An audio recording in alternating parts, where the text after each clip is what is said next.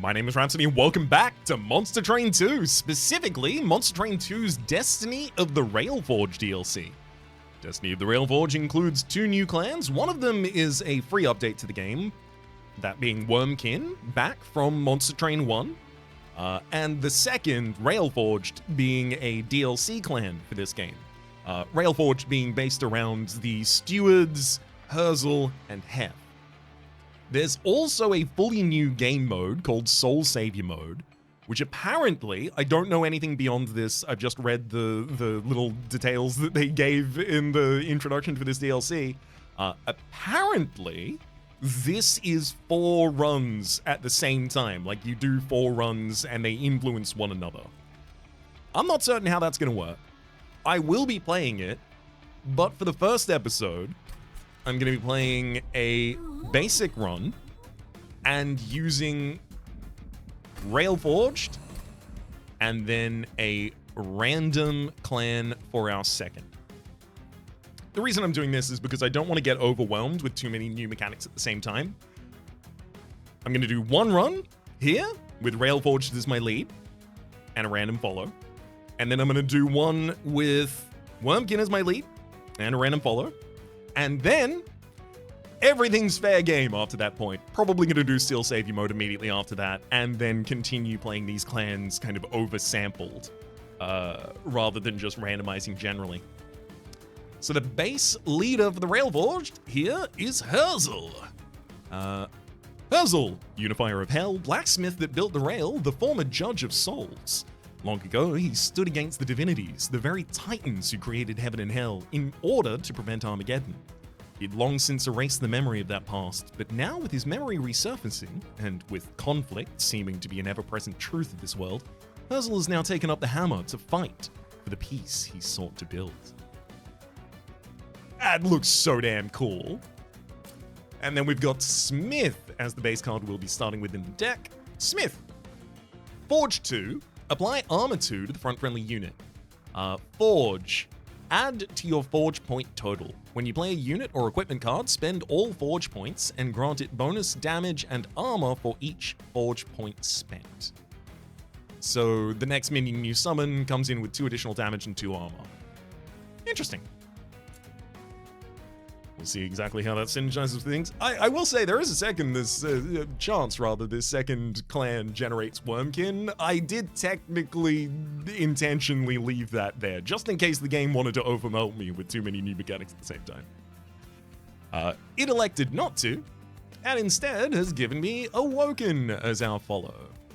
Our starting cards are Steel Pulley Claw, a new equipment this from Railforged, 2 Ember to give the ability Hoist to a unit. Move a non-boss unit to this floor. Oh wait, sorry. This is not an equipment card, this is a room card with an ability. Oh, that's exciting. 2 Glimmers for a little bit of AoE control and healing, nice, and the Conductor Steward. 2 Ember 2 size, on Rally, apply 5/5 to the summon unit. Also has the ability Train Whistle, friendly units attack immediately. Nice. Also got Malika's Shifting Pyre. All drafted cards appear with an upgrade. We're going to be facing Fleshweaver and Strixen Hallow. I know the previous update was so long ago at this point, but I'm still excited to see Fleshweaver and Strixen Hallow every time I do.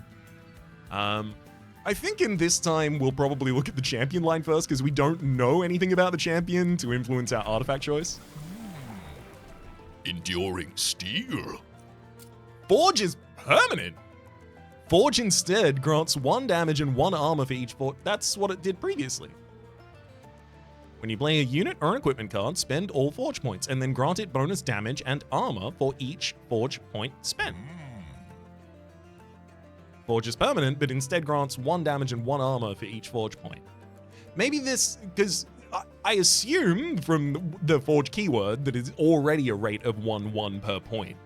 But maybe this just overrides that, and as this levels up, it becomes 2/2, 3/3 maybe. And then Pyresmith. Oh, sick. Ability, Pyre Speak. Cooldown of 6 turns, add a 0-cost Pyre Shot to your hand. Pyre Shot is a spell that has the Pyre immediately attack enemy units on this floor.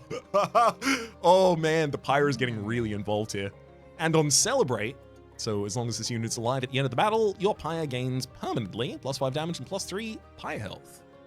I'm going to go with Enduring Steel first, because I really want to play with the new mechanic as much as possible. And Forge is new. Well.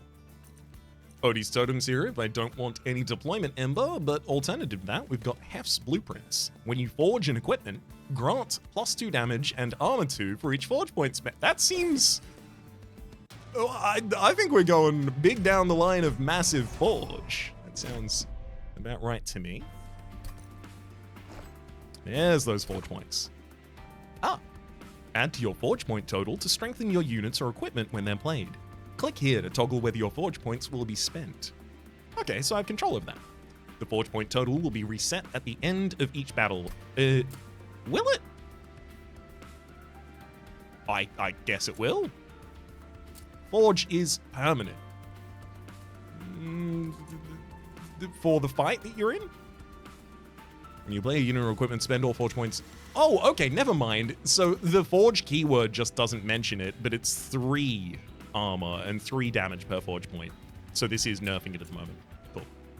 All right. How do I set up?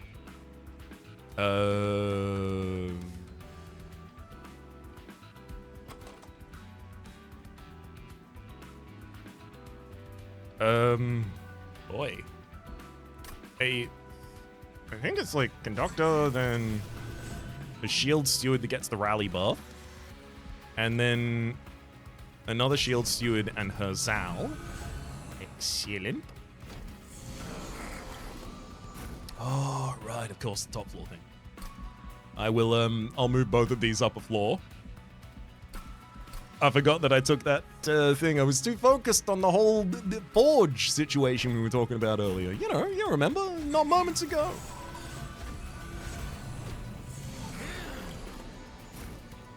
Steel Pulley Claw. Hoist a unit into a room. Very important.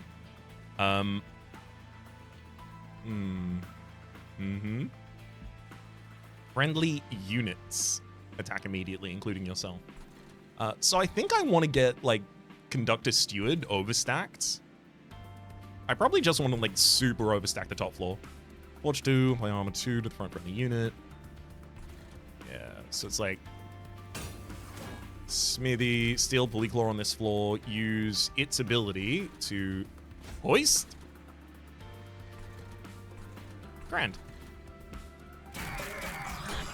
Still take 3 damage, but that's okay. We can hoist another unit up every turn. Oh, thank you, Glimmer, turning up exactly when I need you to take out the Collector.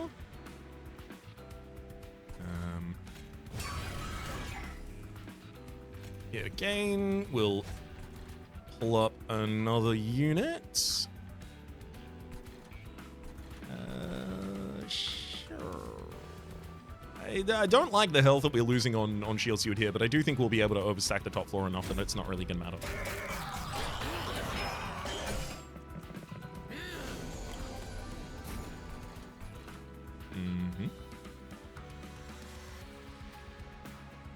Probably have used the Conductor Steward last turn, recognizing I'm probably not going to need it for a couple more turns.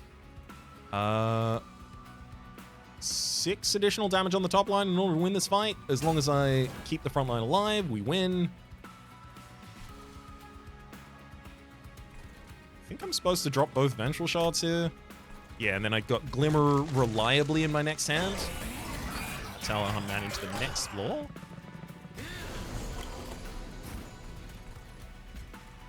Actually, first off, pull you up. Great. Wee bit of smithing. So I'm really going to need units that I don't intend to play immediately, and equipment that I don't intend to play immediately to benefit from the smithing.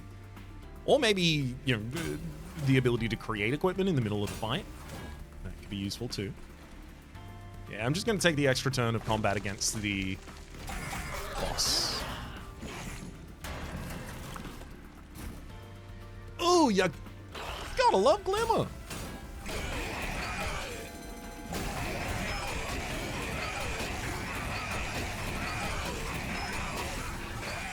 You simply have to. Okay, yeah, it's definitely not permanent. We lost all our forge points. But obviously we don't lose it on spending them. Oh, ooh! Oh, what do I feel about you? Spike Driver Spider. 0 Ember, 1 size. Burst 2. Attacks an additional time, remove 1 stack on strike. Okay, right, so you lose your multi-strike as you go on. But you do start with 14 additional damage, because usually you'd be a 1/3/1. Bonk. 1 Ember, consume, deal 9?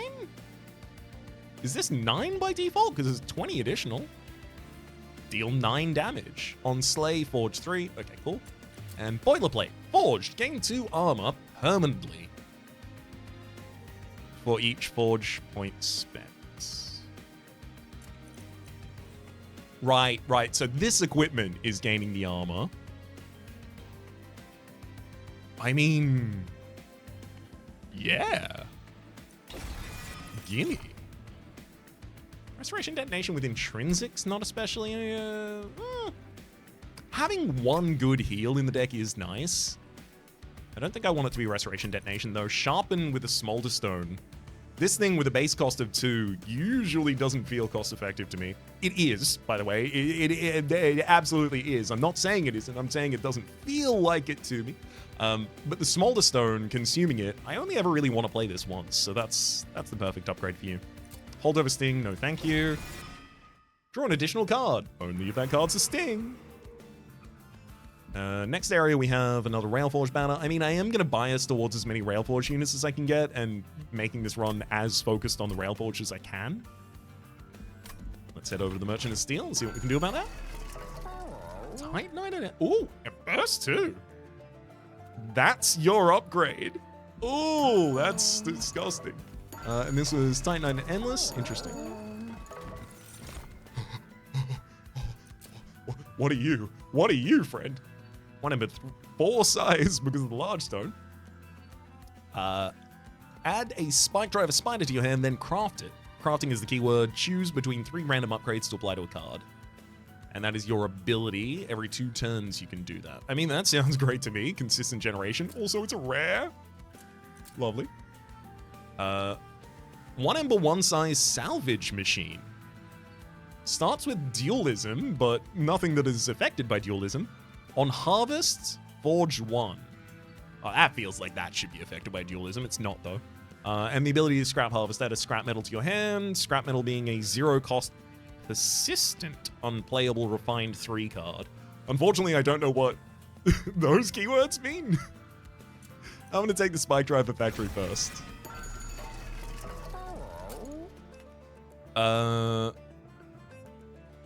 So giving Titanite to... I mean, like, the Spike Driver would never die. It's got way too much health and it's got Titanite. So, like, having a single unit that can't really die is really powerful. Oh my god! Oh! Your size doesn't matter! Our whole thing is that we're gonna overstock floors. But the problem with us overstocking floors is that you, friend, are still going to be, you want to be the frontline unit, and I can't currently make you the frontline unit. Unless I build on your floor, which means I have to pull everyone down very gradually to your floor. Conductor Steward, you don't hold Titanite well, but it is worth noting that other stewards are likely to be in the deck for much longer than we typically would have thought. Gosh. I know it's been 14 minutes and I've only done 1 battle, but I'm very excited about the new mechanics, okay. I will give it the Titanite. I will figure out how to use it like that. Burst 2. I feel like Burst 2 should just go on one of the field stewards. I kind of want to just give that one the ups as well. I'm basically playing you as a damage spell that becomes worse over time, and then eventually I'm just like, yeah, I've got a unit left over from this damage spell I played.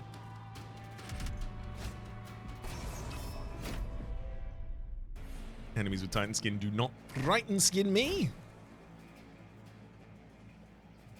Quicksilver Cherub, so we only set up on the top and the bottom floors.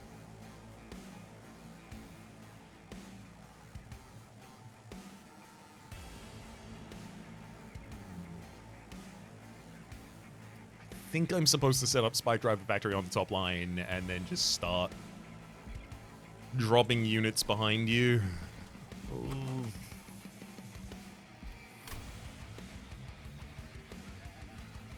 I'm not excited about the play patterns I am currently committed to.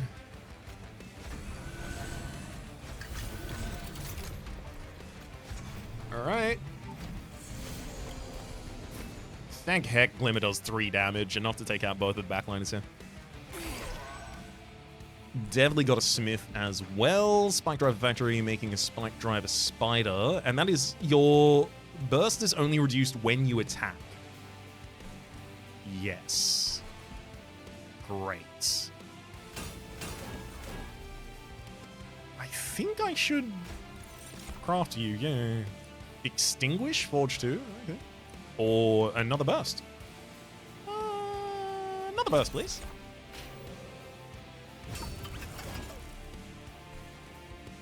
Oi! Oi! Hold up, buddy! What'd you do to my Forge points?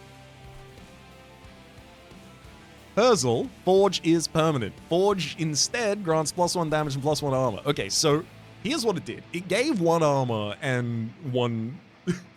What? It gave 1 armor and 1 damage per Forge point. So that part of Herzl was respected. But it also spent the Forge points. Okay, so does it not spend them only if I play the unit on Herzl's floor? I'm sorry, I do need to figure these kinds of things out to be able to reliably play it all. No, it spends it there. That's concerning. What the hell does Forge as permanent mean then? Does this line not work? I'm just gonna very quickly pause and see if anyone's like mentioned it. Okay, you want to know? Here's a wild experience. Thank you to Anthids, who is probably in the comments section down below, for also being the person who answered this on the Reddit page I'm looking at the moment. The Forge upgrade given to the unit persists between battles, not the unspent points. I do feel like that's kind of unclear, but okay, fair enough. That does mean that I really only care to use my Forge points on units that are staying in our run, but look, we'll address that when we need to. Oh, wait up. Okay, so it's not each time you have an attack phase, lose a burst, it's each time you literally attack. So the Spike Driver Spider is already out of multi-strike.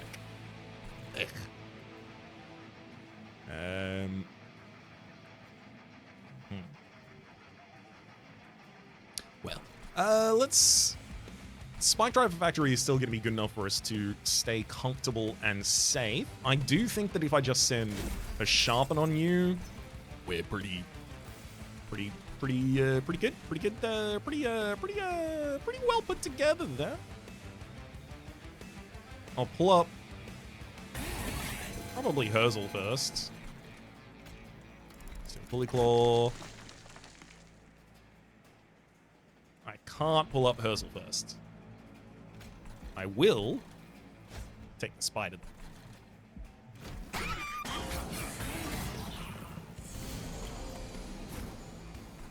So Herzl's... Oh, I was not trying to make a Spider here, but alright. So this one just has a big stat line, that's the benefit it got. Or Strike, apply armor 4 to the front friendly unit. Yeah, pretty good. I'll take the big size. Oh, right. The size also comes with size. Turns out the Spike Driver is going to be large now. That's unfortunate, but I can still hoist.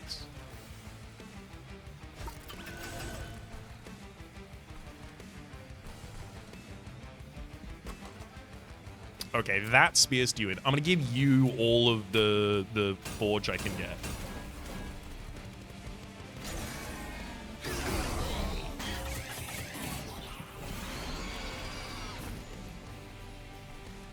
So Boilerplate Forge gain 2 armor permanently for each Forge point spent. Yeah. We'll have the Hoist pull up the instant attacker. Yeah, another round of combat will probably be better than the significantly larger size. Oh, this is fun. If I replace a Steel Pulley Claw with a Steel Pulley Claw, yep, cool, I get another cooldown because it's a new cooldown and I get to bring another unit up.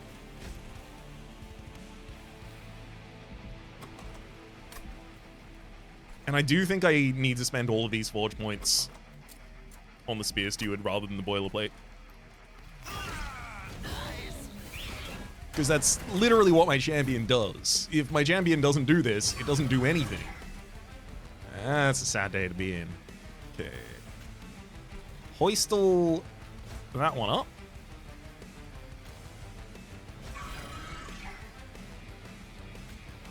Perfection.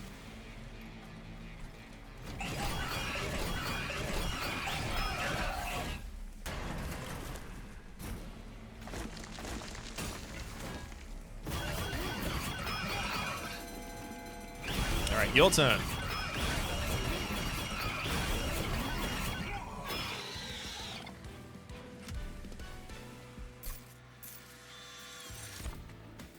Hammerfall. X cost with a Smolder Stone already in, so 2 by default. Deal 15 damage to an enemy unit, 15x damage rather to an enemy unit, or apply 5x damage to a friendly unit.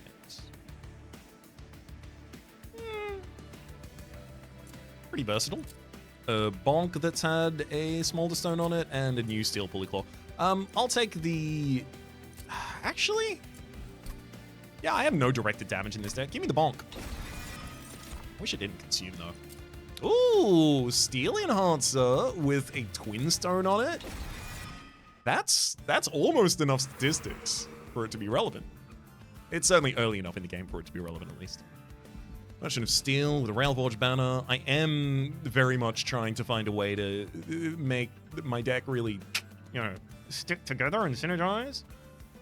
Summoning spiders on the same floor as the Conductor Steward's decent. Giving another 5/5 to them seems pretty good for those speeders. Merchant of Arms. On this floor, we've got Merchant of Magic next to an Empyrean Well. I get there's a world where Steel Enhancer gets a good upgrade, and I want to put it there. I do like Steel Pulley Claw being available from as early as possible, but I think the way that we have that is just by having 2 copies rather than making it deployable. I do really want to figure out how to start pumping up the Boilerplate. I need more Forge, ultimately. That's what I need. I'm going to go over to the Merchant of Arms. Boiler Room? Gain an energy when a enemy dies on the floor? When a unit dies, actually, on the floor. Yeah. The main problem is that my kill floor is also, by necessity, going to be the floor that I want to overstack, so I'm going to want the Steel Pulley Claw out. So it kind of fights against the Boiler Room in that way. Stoic Plate Mail actually doesn't seem bad if I care about my stewards, because they carry a Stoic Plate Mail very well. Also, that Equalizing Rings. It's a lot of damage for a Spike Driver.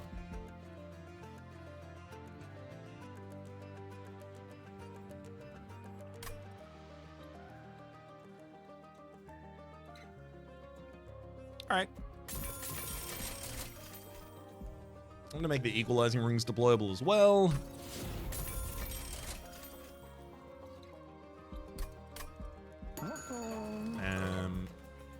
Check the alcove before anything else. Dominating Power. Plus 10 damage on strike. Apply 20 corruption. On summon, spawn a random friendly unit from your deck. I like the idea of putting that on the Conductor Steward because it's got a rally trigger and it really wants to be on an overstacked floor, so like, kinda seems a natural fit to me. And melee weakness 1, spell weakness 1 on strike. Yeah, I'm leaning towards Dominating Authority and I'm gonna go it. I do like additionally overstacking a unit though. Like a Spike Driver Factory. Am I gonna go Capacity with my first rune? I feel like I might have to.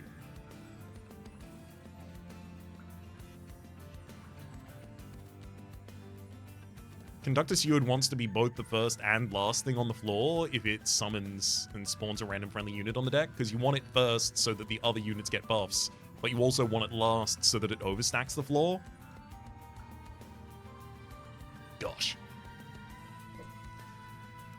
I think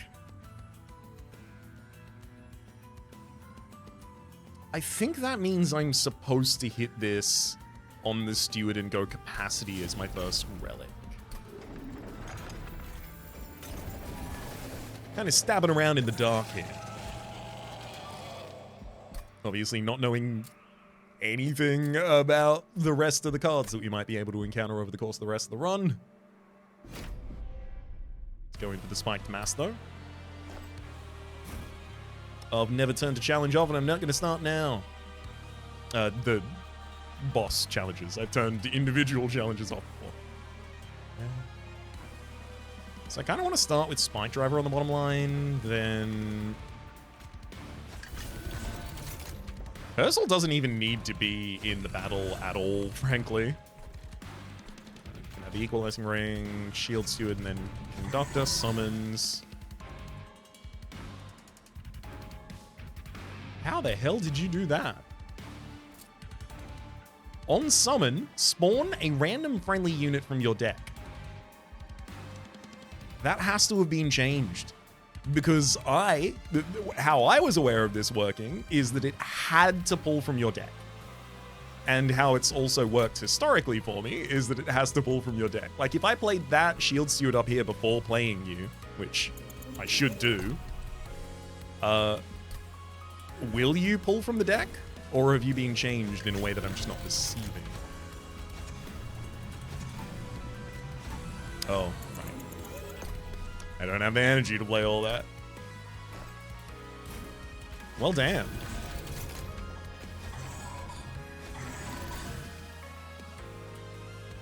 I could have sworn it wasn't allowed to do that. Yuck! Yeah, Ursel dies immediately with this setup. Of course, I know that the Flesh Weaver's here and is going to do that on turn 1. Because it always spawns on the top floor with an ally. Let's actually account for that rather than just throwing caution straight through the wind. Yeah, and now it's... Why do you target the hand? You're not supposed to be able to do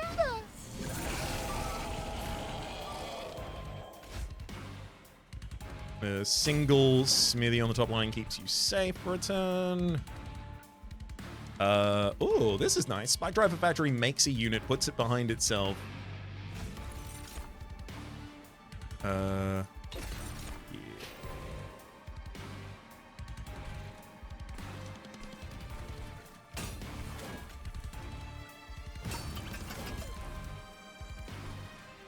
And then I still have the ability to overstack that floor later.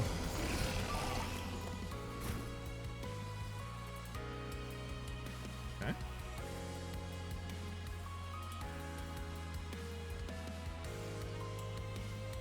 I mean, Stoic Plate Mail can't silence anything over view, right?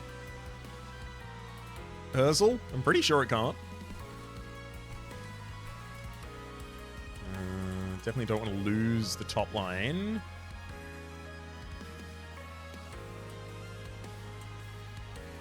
Unfortunately, I think that's where I have to use my bonk.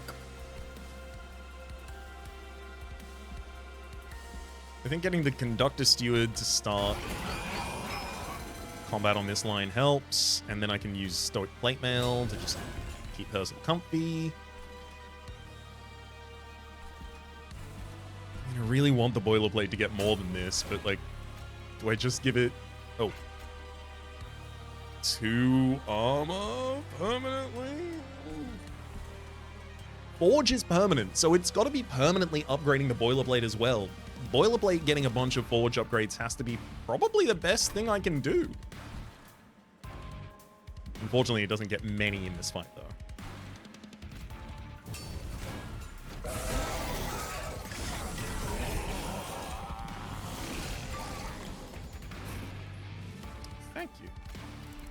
nice to finally have the pulley claw I've been hoping for this whole time.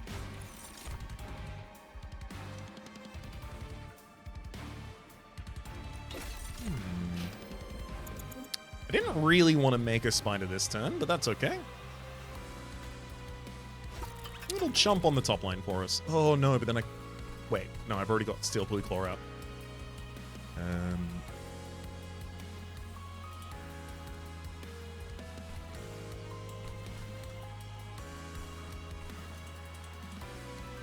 Yeah. The safest unit to pull down right now.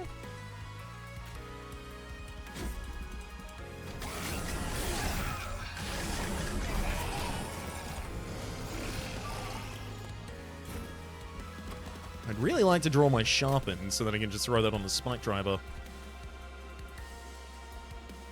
I'm really not cutting anything out of that Flash Weaver, unfortunately. Oof. I think we'll be okay, just courtesy of the ridiculous size of the Spike Driver.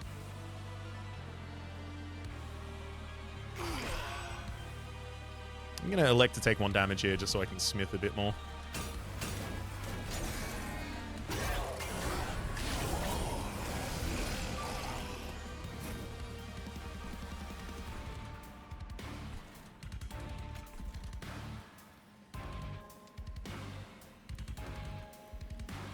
Actually, that floor is currently useful for cutting pieces off the Flesh Weaver.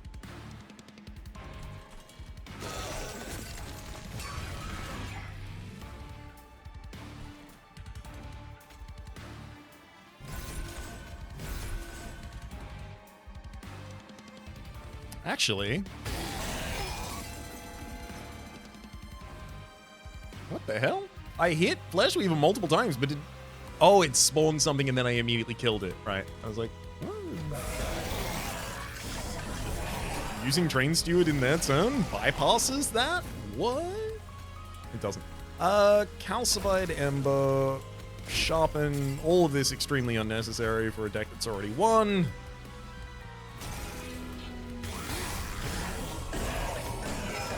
Does it have to be Capacity?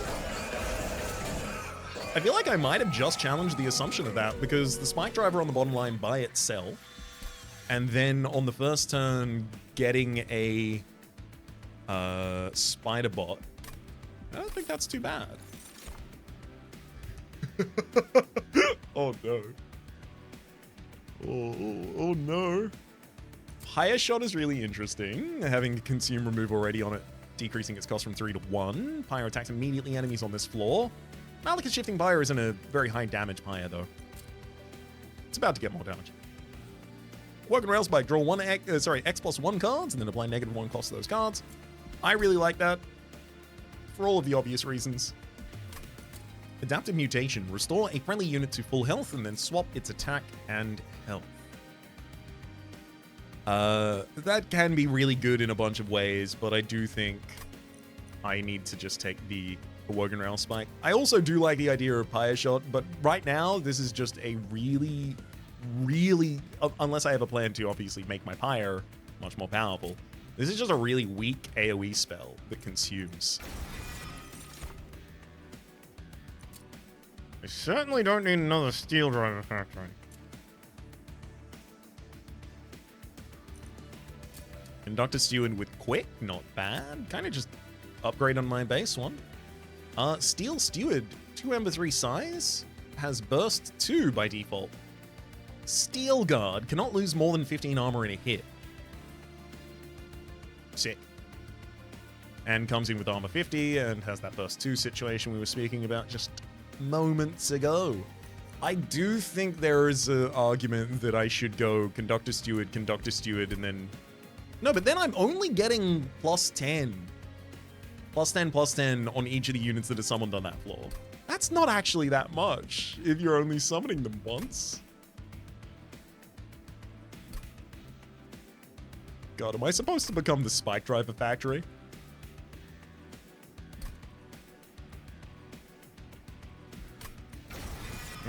Maybe.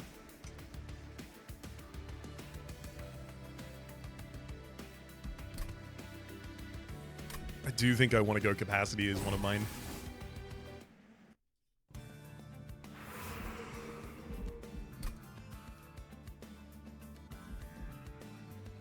Yeah, Merchant of Magic with a dupe next to it just became really appealing when I've got a rare spell that would love to be upgraded and duped. Holdover, Steel Enhancer. Give 8/8 to a unit each turn, 2 incant triggers. It's not bad, but it's not good.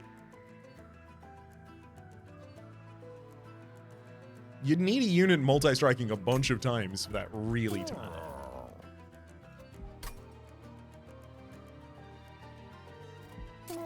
-1 cost permafrosts. I mean, just for the sake of safety, I'm going to give that to the Awoken Railspike. I'm going to give the +10 magic power to a Glimmer. Hang on. 25. Damn it. That was a mistake. Merchant of Magic next to another Empyrean Well in the next area, which I think I will go to. That'll help me make up for this mistake, because I think I need to give holdover to one of these Glimmers just so that I have consistent AoE clear. I'm not saying Glimmer's good at that. I'm saying that I desperately need it, and I'll accept any way to get it. Fortune Sense grants 1 and 2 armor each forge point. Alright.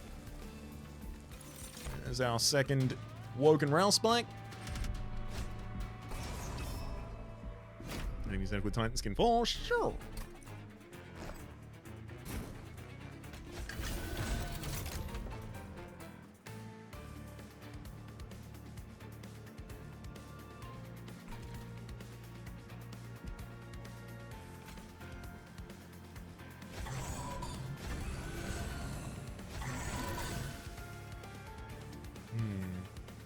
I'm not sure I like that it can summon things from your hand.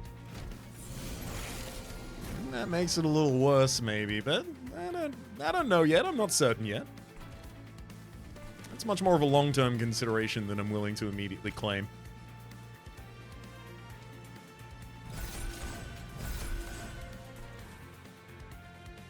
I do think the best choice for us here is probably popping a giant Awoken Railspike, drawing 5 cards, lowering their costs.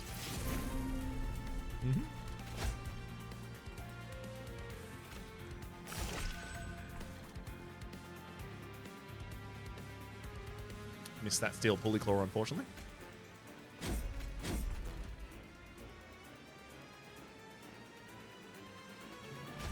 I guess I'm better off summoning a bot than not. Yeah, exactly, because Extinguish.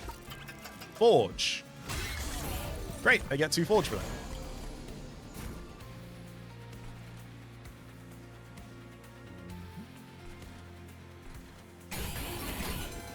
Conductor Steward helps that line fall. Gotta get rid of the Discordant Toll. I also think I need to start using the Steel Pulleyclaw on pulling units down here.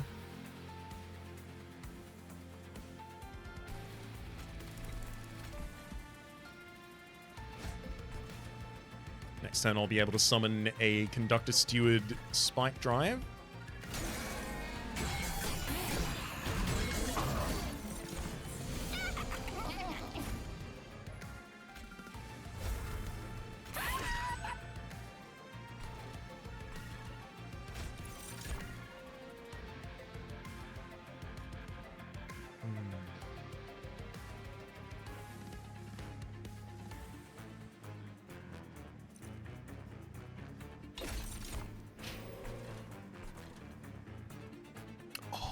I'm going to turn that off, play the Spike Driver Spider, it just gets the 5/5. I can turn this back on now.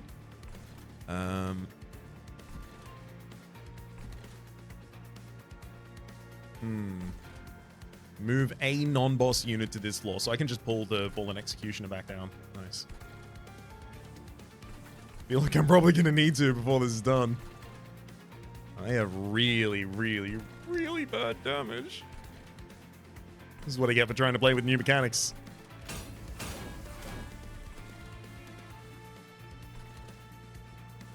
Oh boy.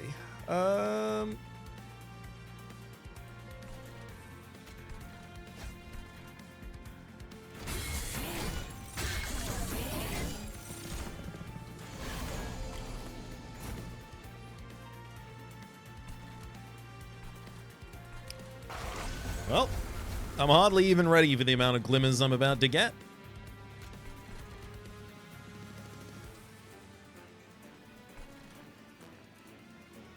It's 2 turns worth of moving them. I wonder if I'm better served by just pulling down units for the next 2 turns. Being better prepared for the boss phase.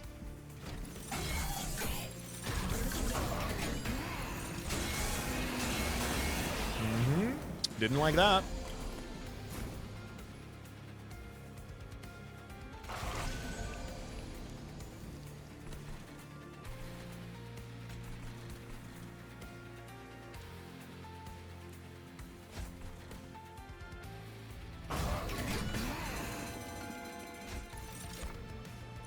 Extinguish to gain Forge.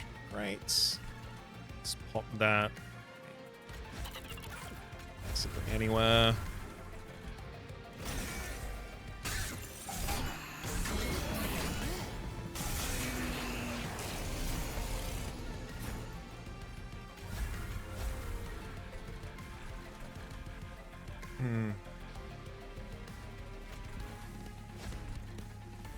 Yeah, it is by the skin of our teeth we were holding on to this run at this point. Yep.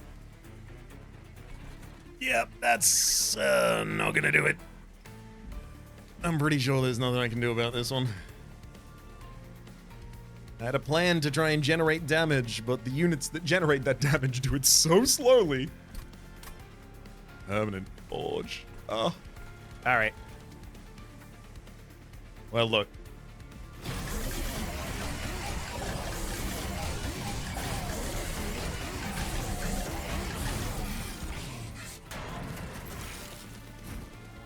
Oh, finally got the Awoken Rail Spike. It's time to succeed. Give my Pyre the Sharpen. Perfect, perfect. All's well.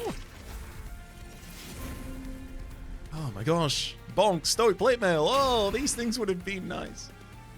Bless.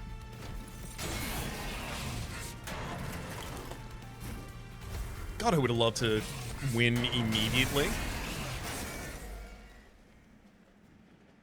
But failing that, I can level up Railforged, gaining Renovate, an X cost that gives you +1 X capacity on the floor. That seems very useful. Hell yeah. And the fused Pyre Shard. When your Pyre defeats an enemy, permanently gains 5 damage. Oh, that's going to make the Pyre Shot build so much more powerful. Anyway, I'm not stopping until I win my goddamn first run with these. I don't care if I have to play for 10 years. Boilerplate, 2 copies of those in the base deck. Aww. Steel Steward in the base deck as well. Steel Guard with 50 armor. Super useful if I can keep your armor high. And Energy Siphon as well to amp the damage of our Frozen Lancers. After playing a card from your primary and allied clan, draw an additional card next turn. Ooh, Blacksmith. The final line. Starts with Burst 2 on Strike, Forge 1. When equipped, gain Burst 1. When equipment is attached to this unit. I mean, that and boilerplates, I like the idea of. But if you replace a boilerplate, you lose the armor. Or at least, if you replace we had it last run. It's the Guardian's armor. If you replace the Silence Shield, you lose the armor from the Silent Shield, I'm pretty sure.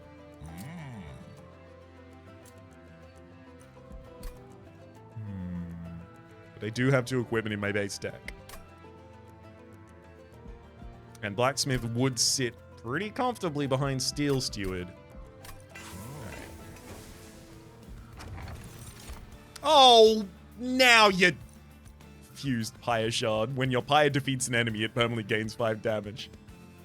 I would have taken that and Pyre Shot had I known. Instead, I'll be taking Guild Marker here. Because I do still need to win. I can't just keep picking, ooh, this looks new, ooh, this looks new, and then Trail of Candy find myself in a situation unwinnable. Steel Steward herself, and a Shield Steward.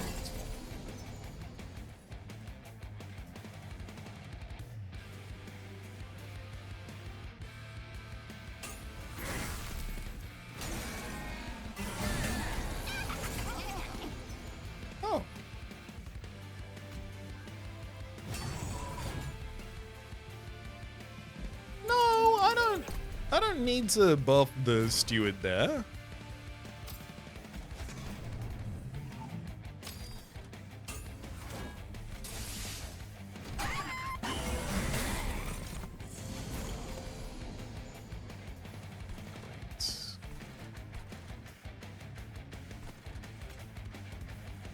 Okay, this is giving 40 shield, 40 armor here.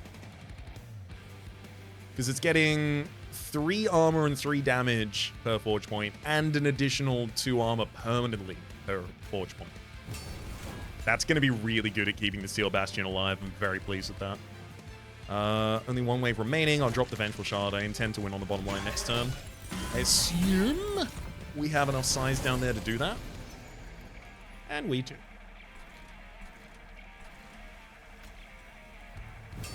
So throw another boilerplate out there. Get him.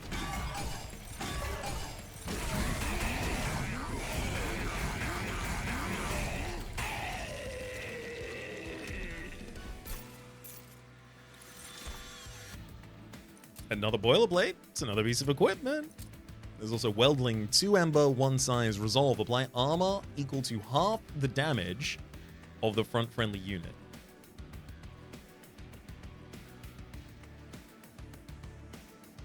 Armor equal to half the damage of the front friendly unit. Interesting.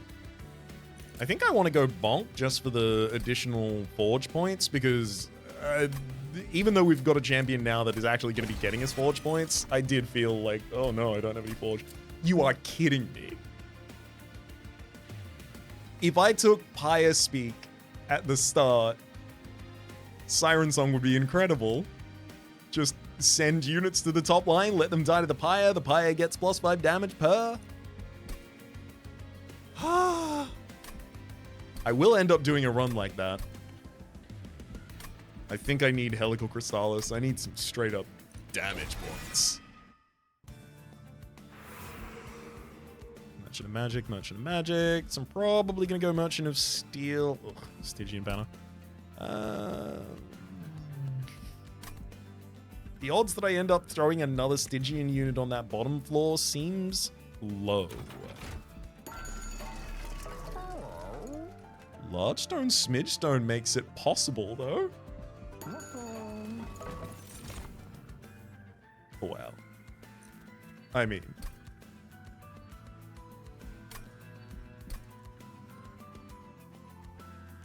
you don't look at gift horses. I'll take the Nameless Siren. I'm gonna Large Stone, Smidge Stone, my shield, Steel Steward rather. I'm gonna give Incant for 2 more armor, 2 Nameless. No one's getting past her. Enemy unit sent with Titan Skin 1? Sure.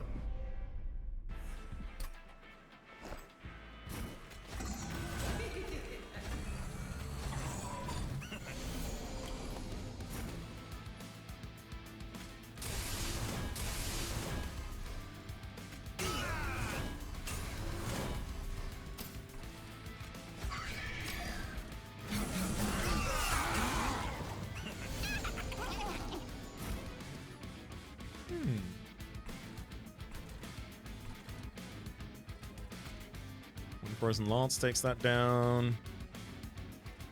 Yeah. Frozen Lance, and 1 Smith, please.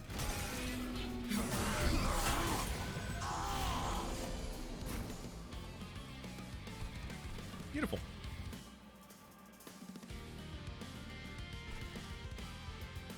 One more turn. Yeah, Smith, boilerplate.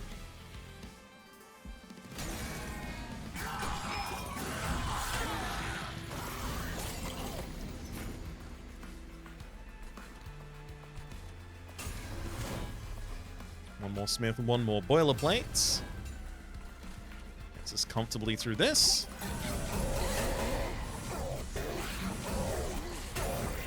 Especially because Herzl wants to be equipped consistently. I do like the idea of getting a boilerplate. Oh, bonk again? So both of our boilerplates, one of them gives armor 32, one of them gives armor 22. Eventually that number's going to be really high. How do I translate that into damage? Give me another bonk and we'll find out.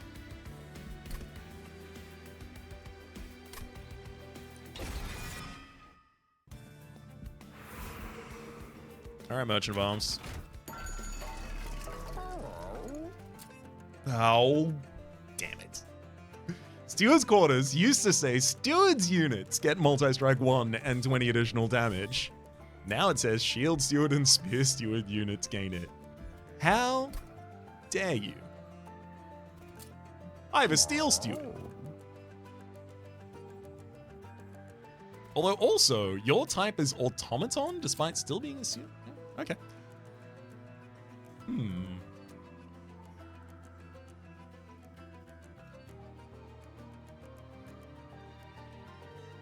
mean, I don't dislike putting a glass cannon on a backliner.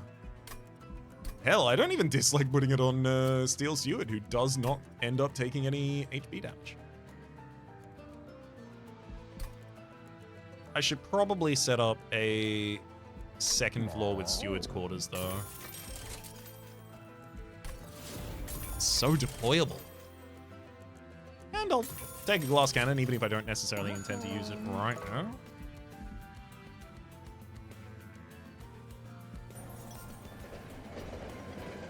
Ah! Yeah! It's good to see you, daughter. Really? It doesn't have any unique... I'm your dad. I'm literally your dad. I thought there might have been a unique text line for this. Third floor installed. Get Fight Club new. Boiler room on the bottom line. Yes, because that's not where the Steward's Quarters is going to be, or Hef's Hammer for the Slay game +1 capacity. Hef's Hammer is certainly nice as well, though. I'm going Boiler Room. That energy is going to treat me quite well.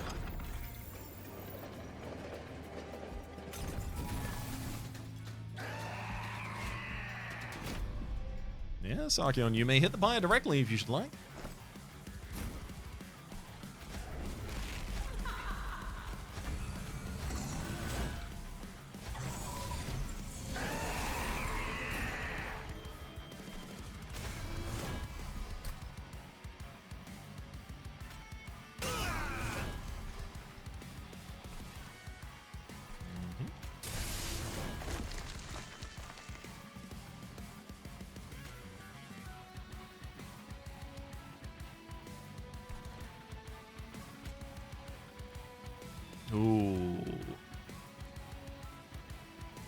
Yeah, that additional armor for the second line is really appealing.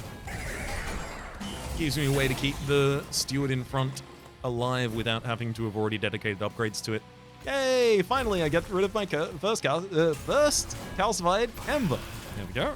I knew I could conquer that sentence if I put my mind to it.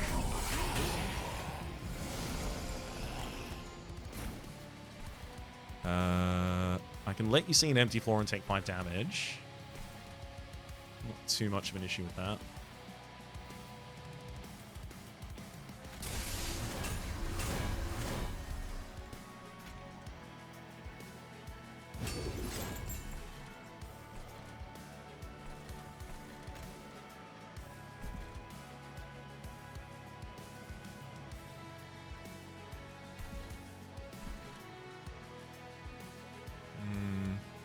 I don't actually want to spend my forge points on the glass cannon.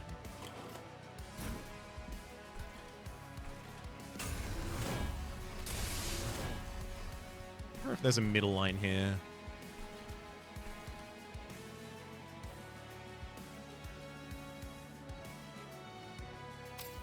You can have your glass cannon.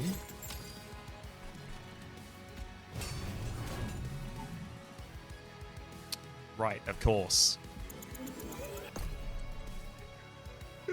I'll figure out how to toggle forge points sooner or later. So if I don't want to give it, you can have the glass cannon. Then I play that shield steward. Then I turn that back on, and then boom, you can have a boilerplate.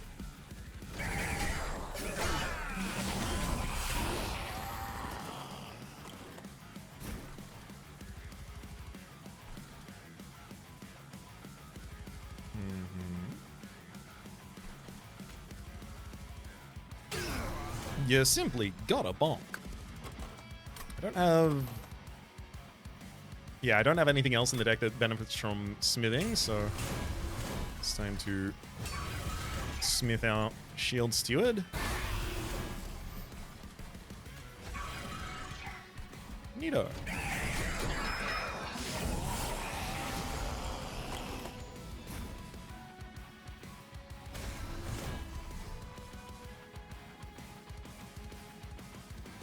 I mean, it doesn't really matter. I want to burn the Calcified Ember, so the rest of the turn is kind of irrelevant.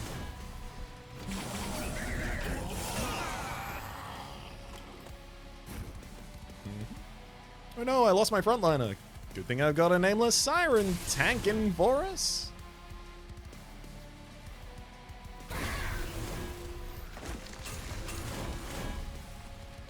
Bonk.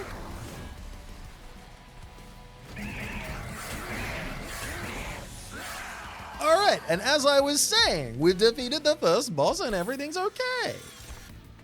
Anvil Breaker 2 Ember, consume. Spend all Forge points. Deal damage to the front enemy equal to 35 times the Forge points spent. That's pretty funny. Higher shot, of course it is. And Frost Piercer, strike, apply Frostbite equal to half the damage dealt. I am leaning Anvil Breaker. As much as is possible in the first couple of runs, I am going to be leaning towards the new thing. And then after that, I'll consider whether or not I could do a good thing.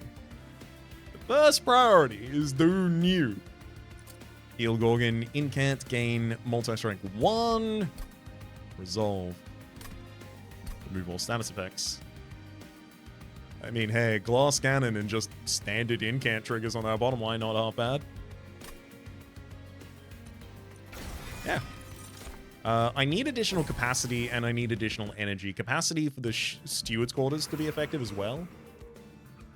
Merchant of Steel, Armory. I think I'm less excited by the Merchant of Steel than I am by hitting a Merchant of Trinkets with 300 gold. That's literally double. Herzal's Anvil. When you forge, gain 1 forge point. Oh, these usually forge too. It's double forge from Herzal striking at least then. I could re-roll here and still buy a artifact from the new side. I think I will. So I don't really care about the spell weakness below the Pyroom or frozen cards. Molten Manifold. X-cost cards get +2 to their X value when played. I don't have any X-cost cards, but I know they exist. I'll take it. That start of turn fully healed champions doesn't really help. I've got a unit with 10 health.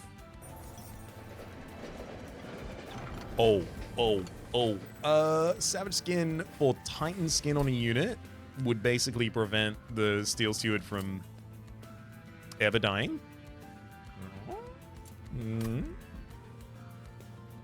Rage 5 on Revenge, permanently gain Rage 1. I also like that for the Steward. Savage Spirit, 40 additional health, gain 2 damage for every missing health. Less keen on that. Yeah, I think this is just give Savage Heart to Steel Steward so that I have a third good attacker on the bottom line. So Blacksmith 2 gives us another burst, and also on each strike we now forge again, and when equipped we gain more bursts. Definitely more important than suddenly starting to do Enduring Steel here. Kel. Thankfully, I do have the ability to give a huge amount of armor to units. Ooh, I did not think about how bad the Savage Shackles were going to be for me. That's concerning. Oh no.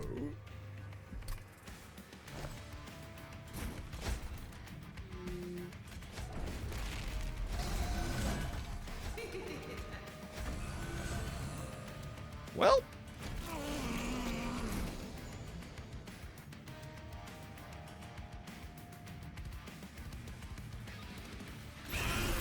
I get the energy back both ones, so may as well just get my incant value there.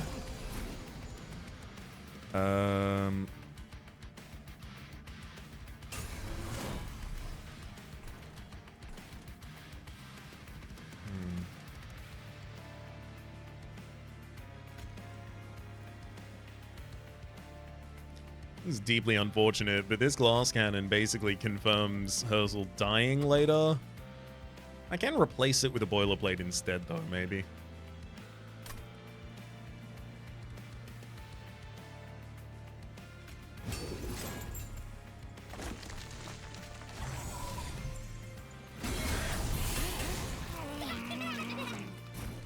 No. I wanted that.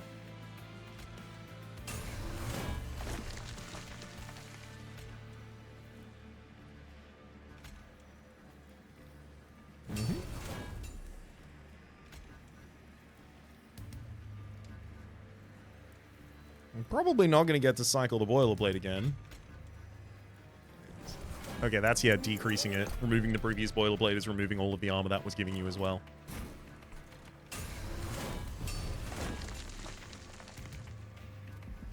This is basically the last chance I have to reverse what I've done to Herzl. Unfortunately, I think I have to.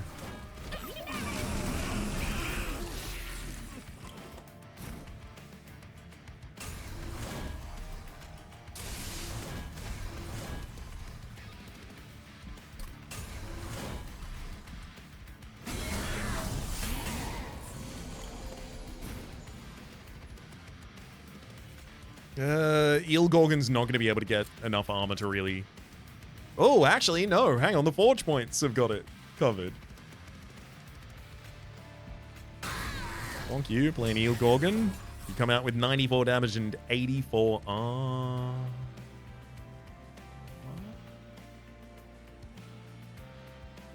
Oh, you are goddamn kidding me.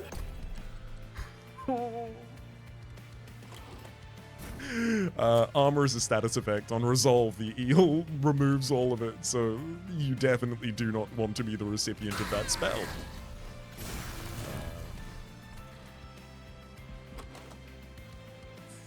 Possible that I'll draw a Spear Steward and Blade on the bottom line next turn, so...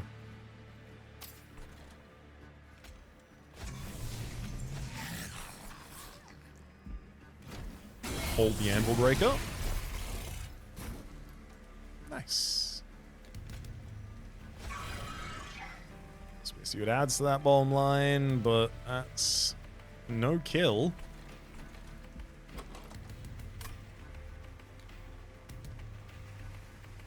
I really thought I was doing okay. I definitely didn't think this is where I was at. Each of these incants just making it a little worse on us. It's ridiculous. I'm glad to have some stewards on the next floor, but...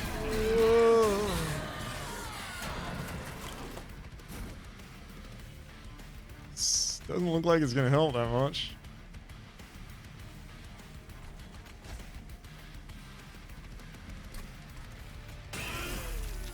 Bonk both the backliners, and then Spear Steward. Oh. Yeah, I just realized. Don't worry. Don't worry. I was expecting my forge points to be turned on previous things. Of course, they're not. Let me turn those back on. Now, let's see how you respond when I play a Spear Steward with, yeah, 196 times 2 with 162 armor. That would have been an embarrassing way to lose. Trap shoot. 2 Ember Pyre Bound. So this is played in the Pyre Room. No, on Pyre Room or the floor below it. Got, of course. Trapdoor. Descend enemy units to the bottom floor and apply Daze 2. I feel like I kind of need that. There's also Quenching Oil consumed to apply Spell Weakness 1, Melee Weakness 1. Yeah. Car Collapse. Deal damage to enemy units equal to 30 times rather the capacity of this floor, and then reduce the capacity to 1. I'll take that trap shoot, thank you.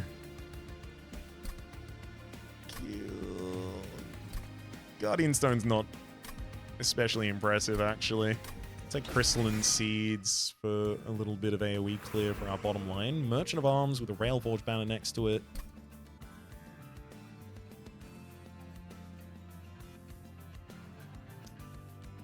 I don't know if I need more units right now. I do think I probably need to upgrade the ones I have.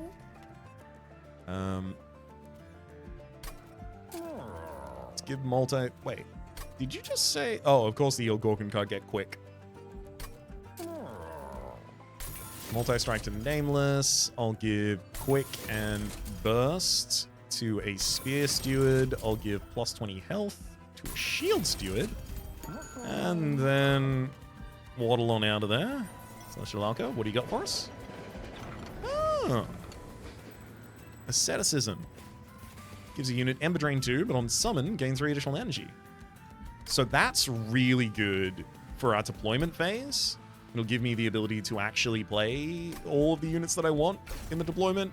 Frailty for additional damage on Eel Gorgon, also not bad, but I do need this additional deployment energy really damn bad.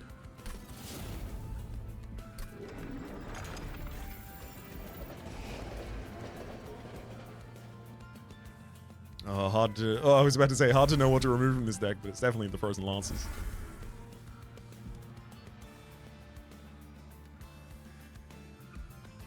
I'm gonna also cut a third lance before moving forward.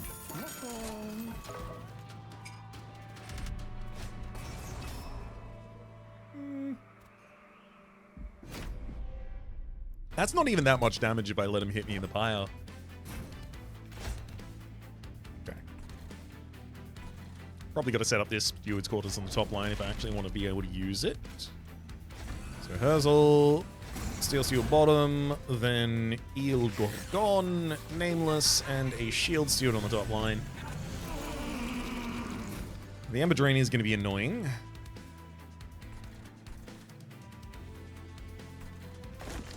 But it could be a lot worse.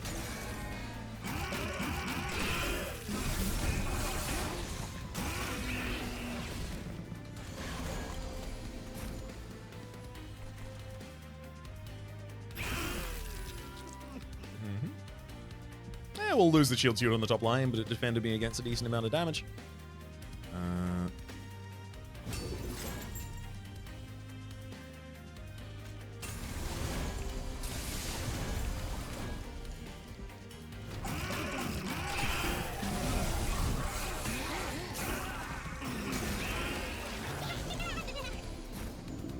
Good amount of Forge on us right now.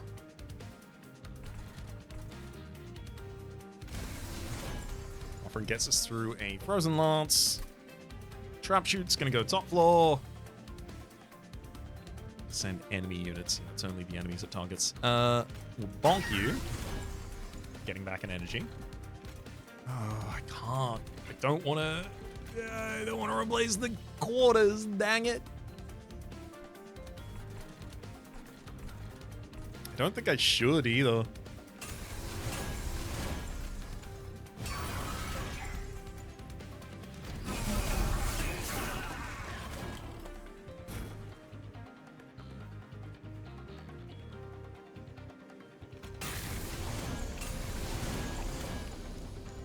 Give him a good old bonk and doublesmith there. Then this boilerplate for a full refresh of the armor on Steel Steward sounds good to me.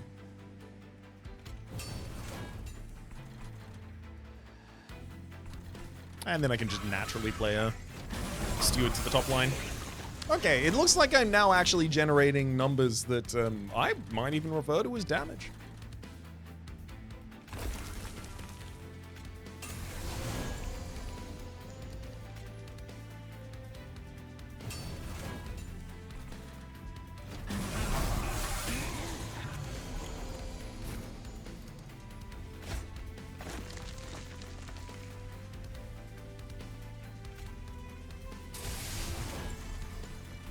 All's well. Additional Shield Steward on the top line. Okay, so I'm very glad that we have a fallback line.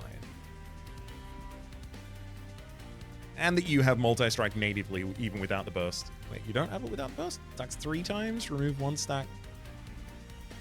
Oh yeah, so your native multi-strike comes from the Steward's Quarters. Forgot about that.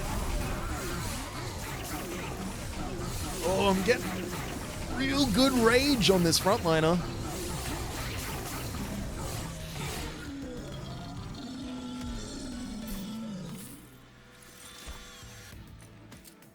Geared Gauntlet, new keyword, suppressed. Suppressed, this unit does not attack on its turn. Burst 2. At Resolve, gain Burst 1. And then ability, Wind Up Punch. Attack immediately, remove all stacks of Burst. I mean, this is kind of just... This is just a spell that you play on Herzl, and then you remove it. Like, you play it on Herzl, Herzl gets a bunch of bursts, gets all that burst, has the ability to wind up, possibly.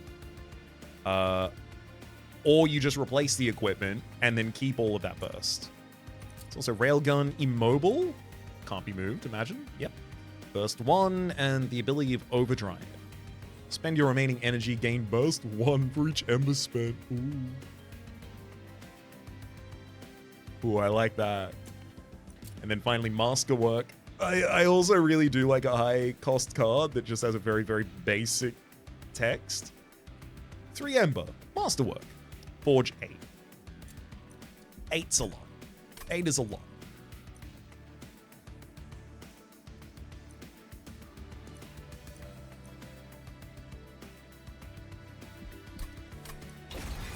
It's a lot.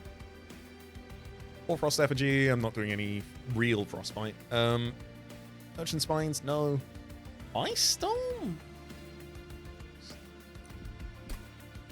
It's kind of spell with upgrades that I don't really have other reasons to buy. No, I don't think I want any of these, to be honest. We'll hit up that full skip. Head over to the Merchant of Trinkets now. Ooh.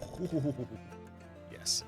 Split Anvil. When you play a spell, spells in hand that cost less or reduces 0 cost for the rest of the turn. Pretty happy about that. I got a couple? I got 1 2-cost spell and 1 3-cost spell. I got 2 2-cost spells and 1 3-cost spell.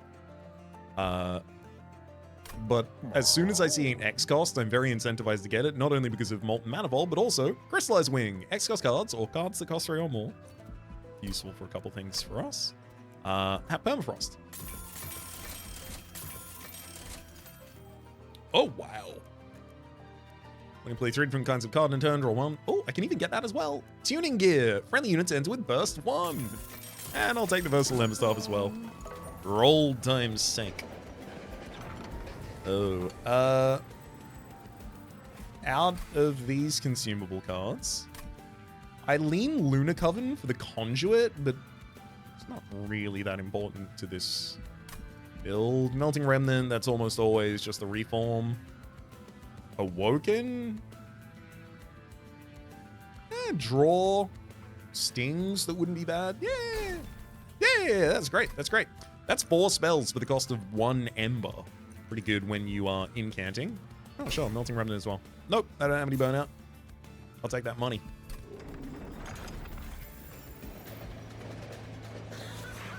I'd love to see an X cost. Also, feel free to use this as the timestamp for when I see an X cost, but I forget that I want it, and then I don't take it. Feel free to timestamp me to exactly this point to remind me that I did say the right thing, and then I did the wrong thing.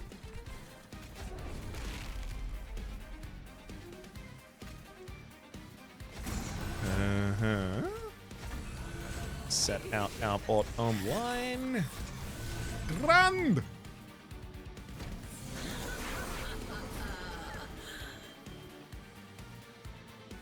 I mean, it's gotta be the glass cannon, right?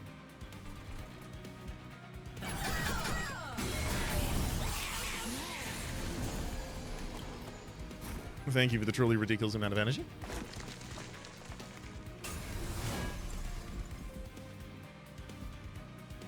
I'm not going to be using Anvil Breaker here. Spend all Forge points. It was a very optimistic pick earlier when I thought I was going to be doing something else with Forge.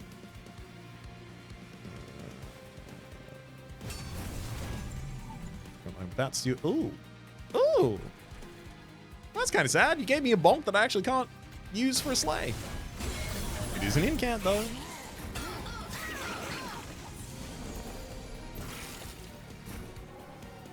Oh, oh, oh, oh. Let's play that. Masterwork. Making both of the smiths cost less as well. Yeah, those will be played down here too. Boilerplate for 64 armor. Oh, actually, it's not just 64, sorry. It's 27 by 5 plus 64. So it was just about 180. Ooh. Yeah, setting up the shield stewards on the very top floor isn't that good anymore because of the whole trap shoot situation. I'm not going to do it in this fight, but I'll set up stewards on the second so that I can do this better in future fights.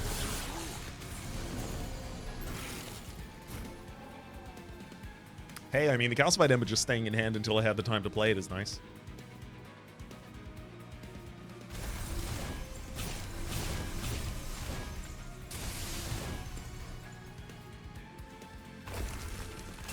So I'll play it pretty much immediately.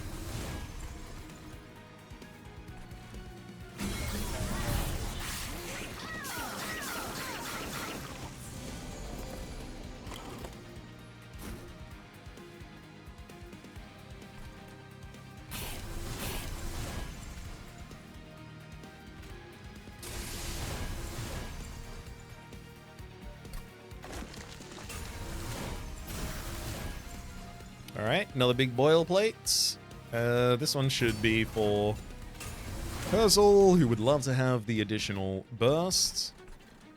And then, sure, Spear Steward, you can have a final little bit of additional forge on that top line. Up to 63 rage on the Shield Steward. Ooh, love this. Masterwork decreases the cost of all of my other spells. Beautiful. I actually don't really have a better position to play units right now. Actually, I've got spell weakness as well as Anvil Breaker. I might be able to deal with flying bosses by giving them enough spell weakness and then just exploding them.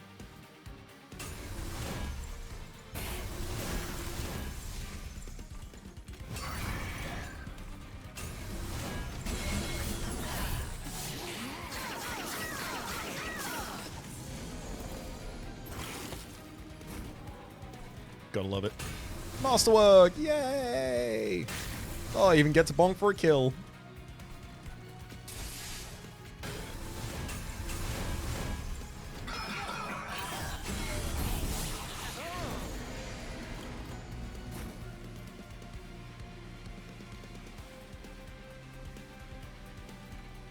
Yeah, there's no way to connect the Anvil Breaker to the back line here, unfortunately. Alas.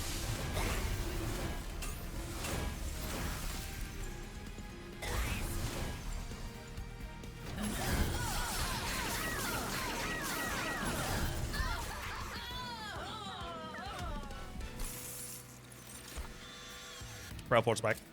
It's X cost. It's the thing I was asking for. Consume permafrosts. Forge 4. X times... X plus 2. Sorry, Forge 4 X. X plus 2. Yeah, I just play this... I leave it in hand until I've killed a wave, and then I play this for like 7, and then all of my spells in hand cost nothing, and I get 28 Forge out of it. There's also fused weaponry, 0 cost consume, merge 2 equipment cards, equipment in your deck together, and apply -1 to the cost. Cool.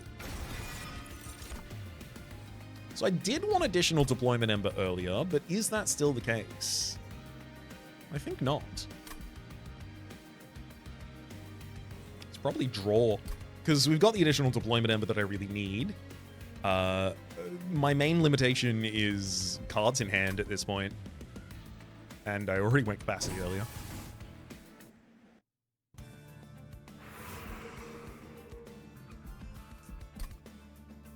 So Merchant of Steel would just be looking for upgrades for Eel Gorgon.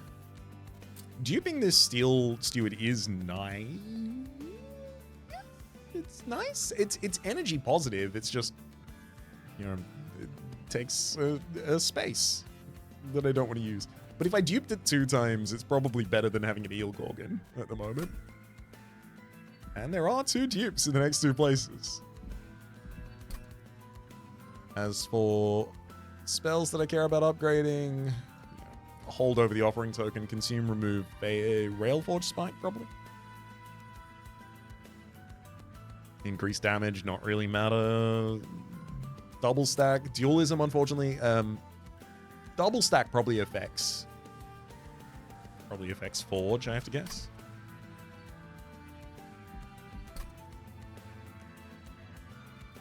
This is my last opportunity to go to a Merchant of Steel, which means it's my last opportunity to get Shield Steward upgrades or Eel Gorgon upgrades. I think if I don't see the right Eel Gorgon upgrades, maybe my choice should just be dupe the Steel Steward.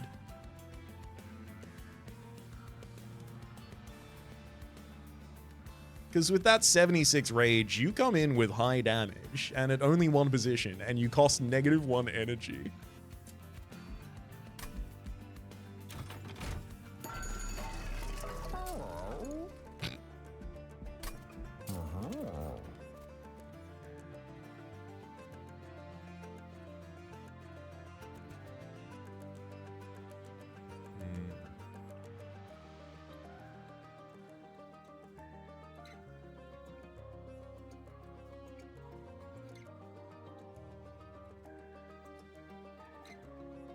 Unfortunately, if I give a large stone to a steward, I'm only really able to play it if I also give it a mini stone, because my capacity is 8 on that floor with with the steward's quarters.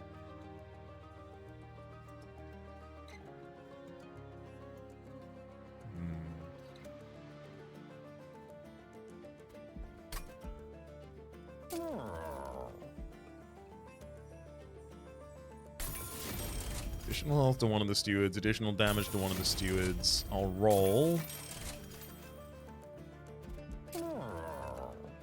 I mean, if I smidge the Eel Gorgon, I can still dupe the Steel Steward.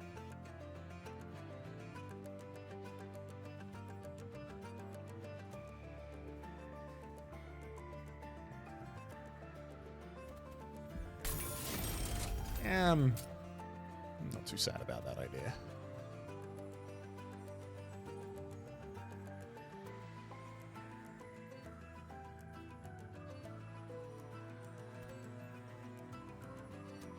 I'm going to give Burst to the second Shield Steward, actually, because it's not like I'm going to get to further upgrade those stewards. Burst 5 by base, and on strike, Forge 3. Love it. Our dupe here is the one-size Steel Steward.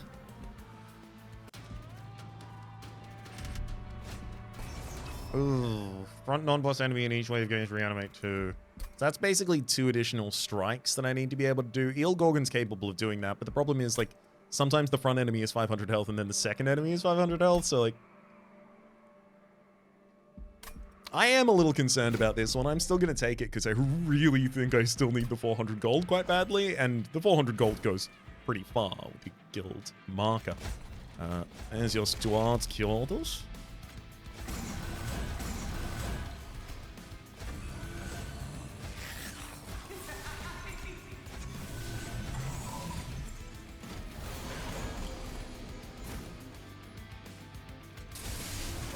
Hey, I cast a spell. That's good enough for the first turn. After this fight, we'll no longer have Emma Drain on our first turn anymore.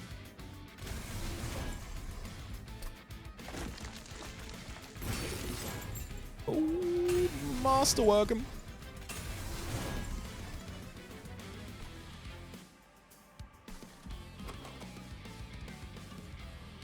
Yeah, the other Spear Steward's better, so I don't need to blade this one. Yeah, just big boilerplate, please.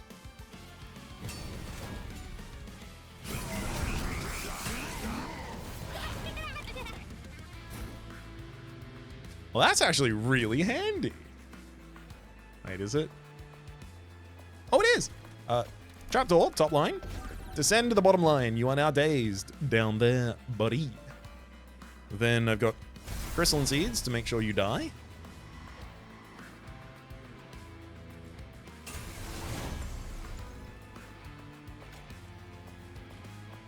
Could use the Energy Siphon to prevent Discordant Heretic by not be able to get the 3-Forge from it.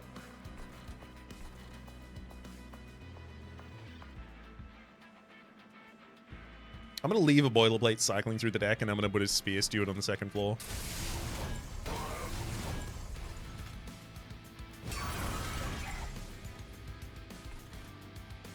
Also, Anvil Breaker for just an incant on the bottom line, because I'm not using it for anything else right now. Yeah, after we cycle, we'll play that Boilerplate.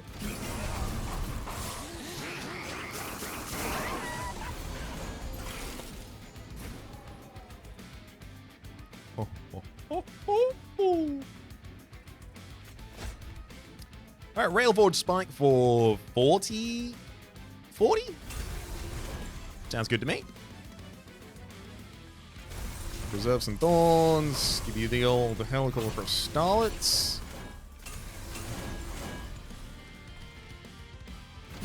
Beautiful. God, imagine if I had permanent Forge upgrades now.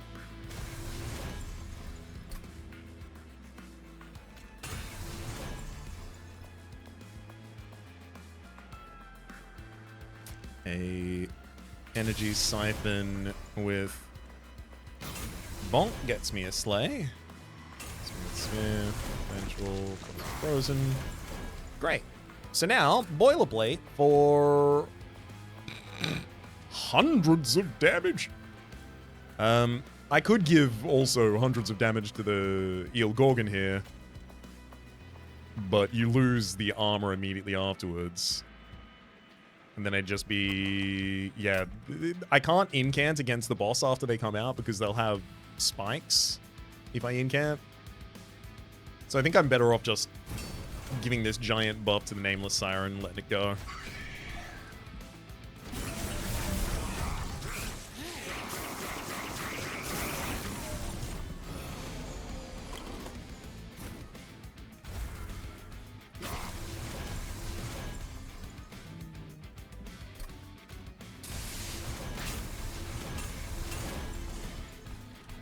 Beautiful.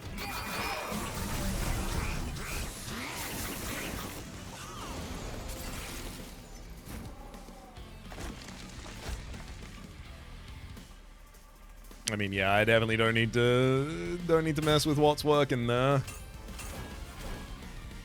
Get him.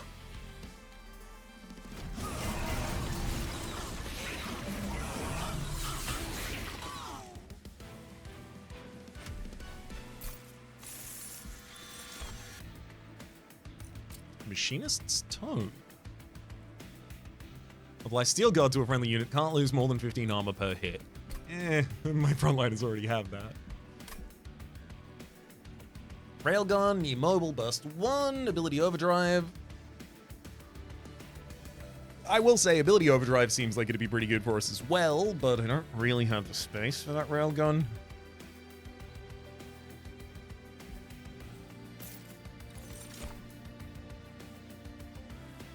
A Frenzied Swarm. Nah.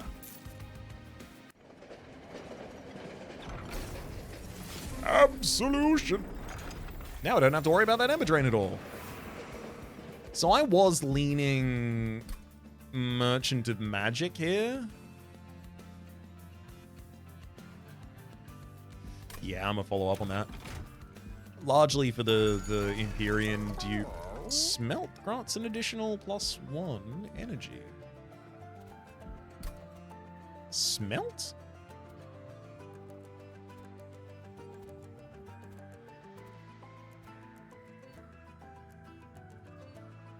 What the hell is Smelt?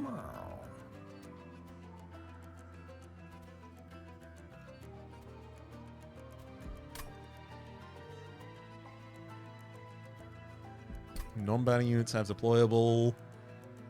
I mean, yeah. Non-banner units have deployable enables me to play the Spear Stewards during deployment as well.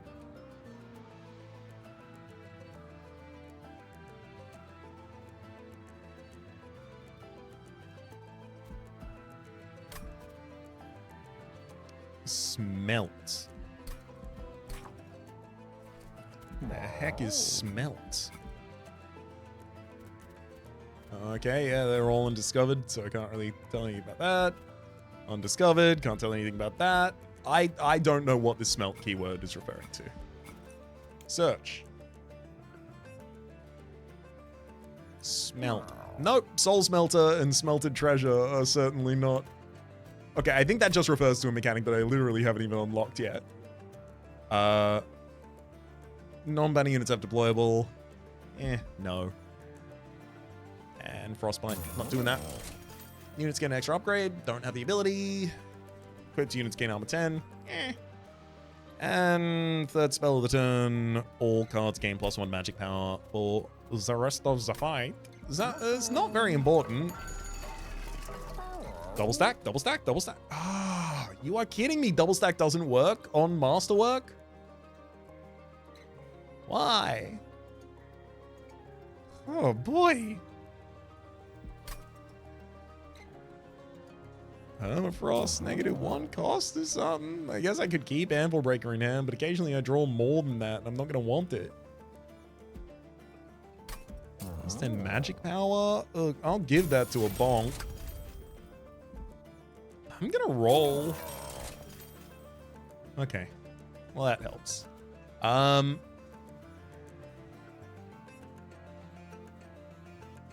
Yeah, that'll do.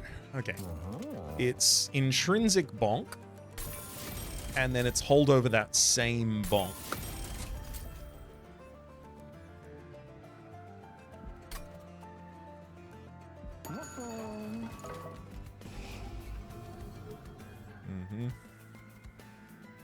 Oh, I decided not to go for the deployment. So if I'm not going manifest, I can't just like. I chose not to do it. So if I'm not going manifesto, then the cuts are Frozen Lance, Frozen Lance.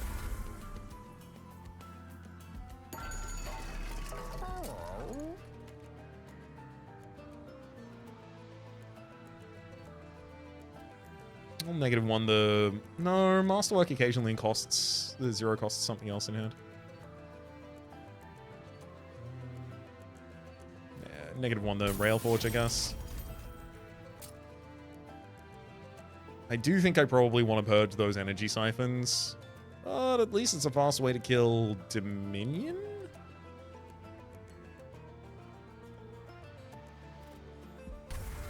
Also don't need that many stewards.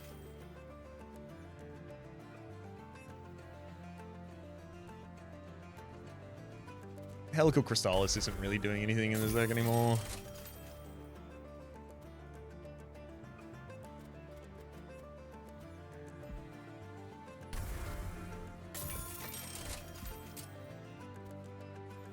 +20 consumed for a bonk. That's for our Empyrean Well dupe. So it originally was going to be the Steward. I think it may well still be. But now this additional Steward goes top line, because then it'll distract Seraph Eternus for an additional turn every cycle, which is super useful.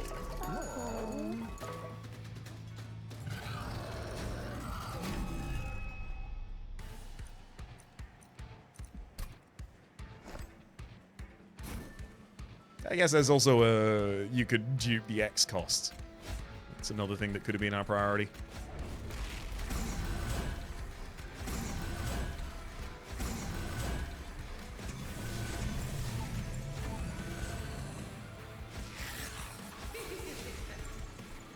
Perfection.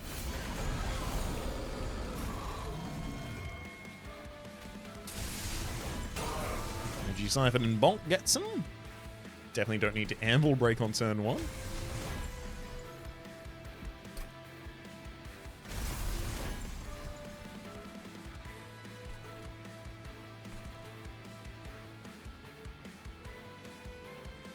Yeah, bigger glass cannon, better glass cannon.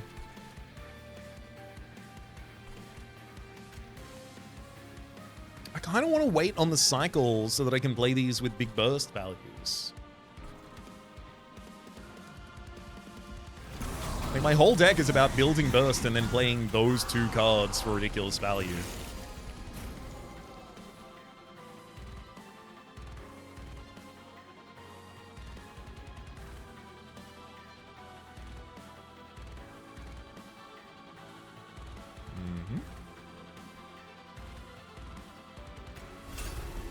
Giant Railforged Spike. I'll bonk him too. Then I don't want to play that Curse of Entropy. Oh no, I do. Because of the Versatile Ember Star.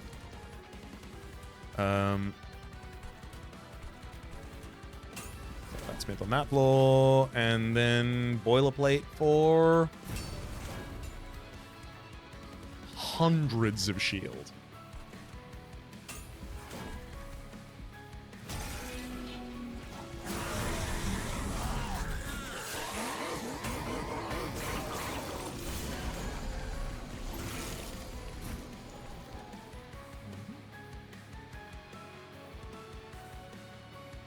I still do want to incant on the bottom line, because even increasing the enemy's damage against the Steel Steward isn't as bad as missing out on incants.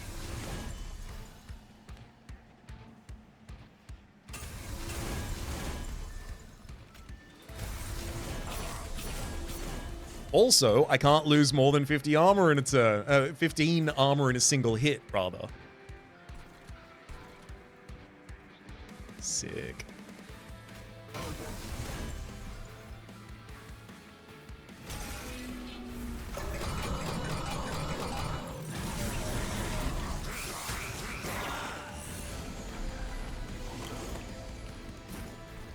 Loving how consistent our energy application and generation is.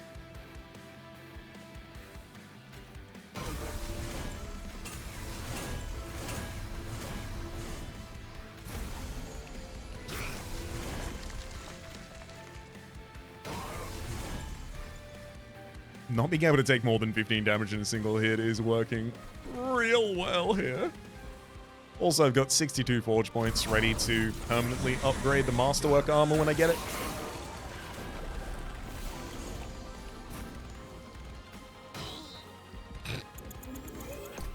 It gets Titan skin? You are kidding me. Oh, that's so annoying. Now my bottom line is silenced this turn.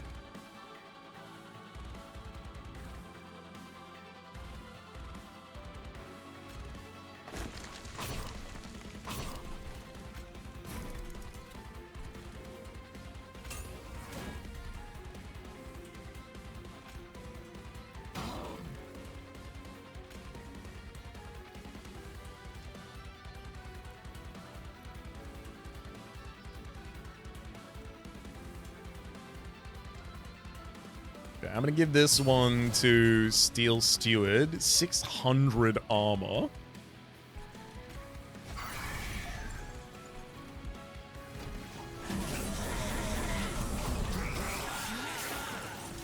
Should make it damn near impossible for the enemies to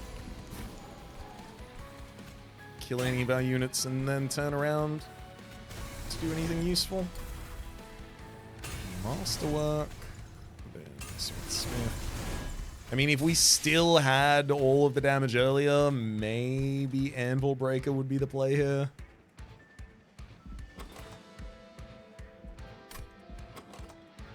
I have nothing in the deck left that can even be improved by Forge.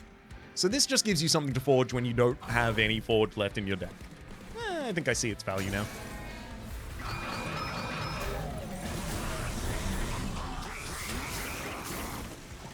When you run out of things to forge, it'll be there for you. Ready to forge. Oh. I honestly did not think about Chosen Bastion being on the same line as the Deafening Herald and preventing this slay. It's only done it to me twice, but that's 2 more times than I wanted it to happen.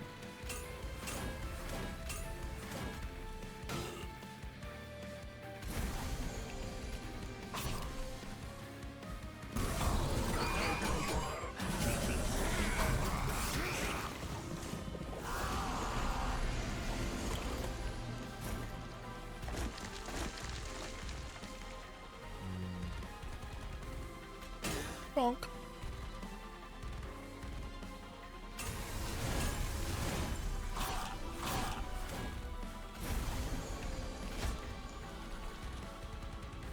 There you go. Bring you all the way down to this floor as well to die. Yeah, gave a lot of sap to the old eel Gorgon.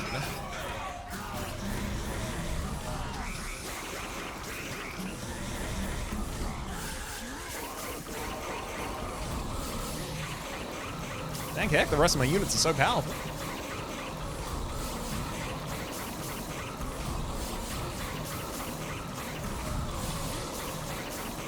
Otherwise, that could have been a real bother. Well, Victoire. The great abyss yawns before us.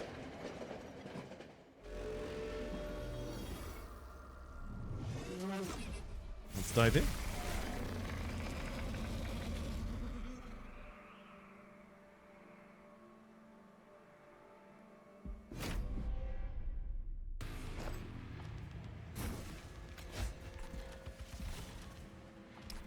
Alright then, Steward's quarters this floor. Largest rage there, second largest rage there, third largest rage alone on the top floor.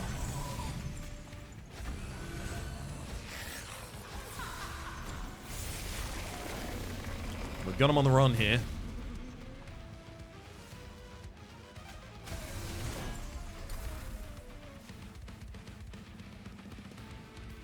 I don't think I do need to hold over that bonk, but I also don't think I have that many good alternatives anyway.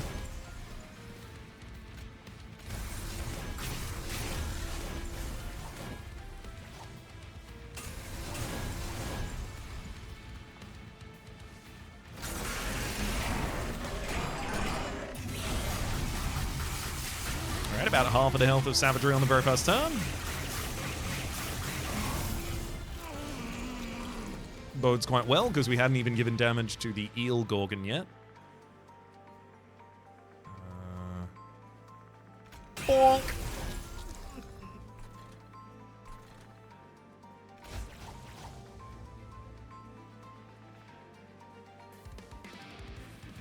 I mean, you don't not play the Pyrelite, is the thing about that. I do think Boilerplate just keeping Shield Steward alive constantly is nice, because it's going to take me a while to cut through Entropy. I also want to give the giant glass cannon to Eel Gorgon, which will help with Entropy.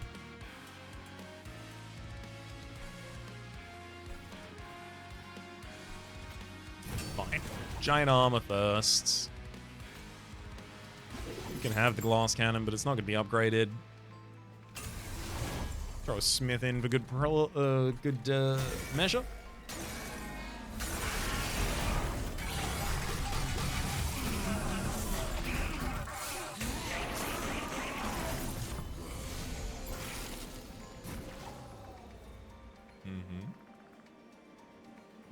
Cool.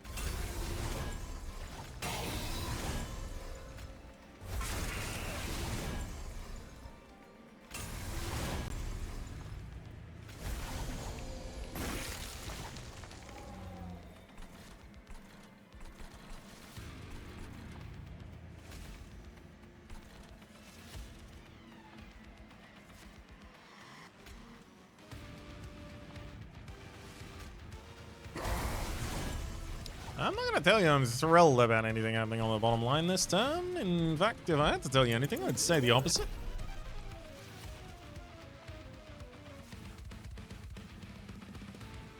It's round 4. It's time for us to be swept.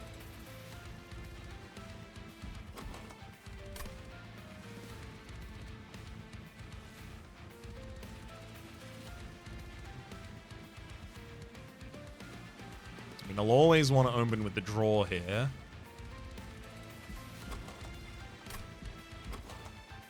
Passing up a Boilerplate was maybe not the best move I've ever had.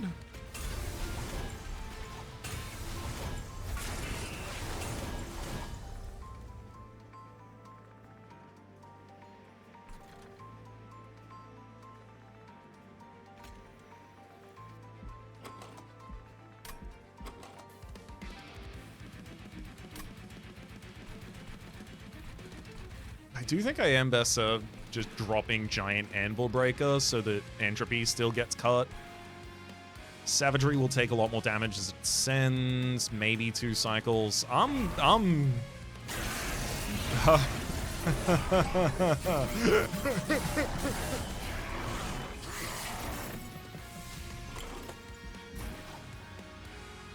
figure it out.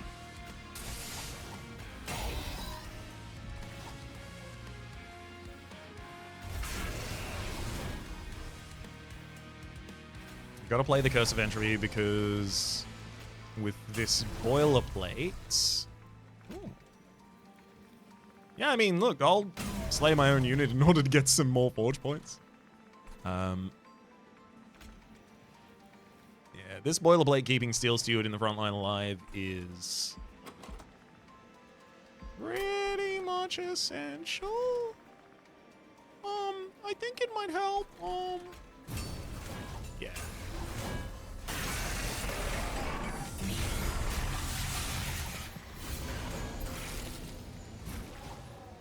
Oh, we're going to be sending units to the top line. Oh.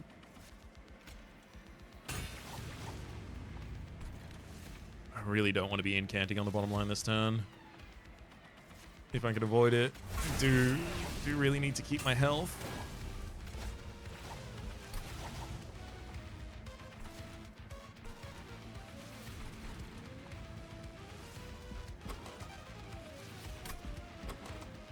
And there's no big damage spell I can really play on Dominion. But if I'm incentivized not to incant the bottom line this turn, I might as well remove all your spell shields. Okay, so we get Savagery on its next cycle. We get Entropy by the time of its next cycle.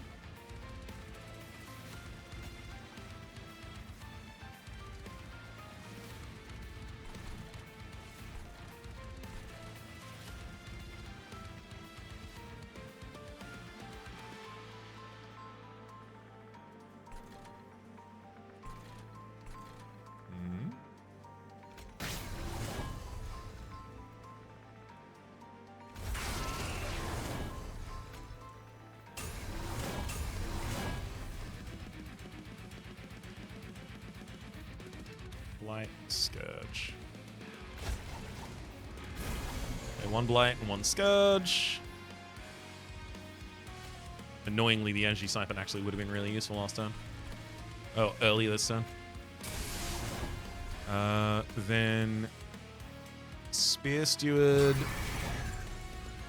with as much... Wait, smelting is when I play you and you get the forge. That's what it is. Right? That's gotta be it. So that would have given me an energy. Figuring that out in retrospect at the moment. I do think, thankfully, we've got enough higher life and enough remaining units on this field to still be able to push through this.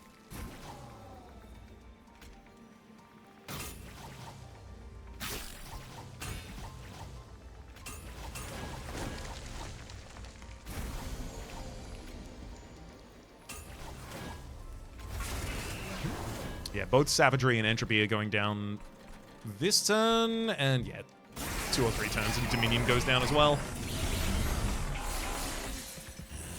I just wanted to keep it exciting at the very end there by threatening to lose the run. Hey, it worked out. It worked out. Get him! Get him with the stings!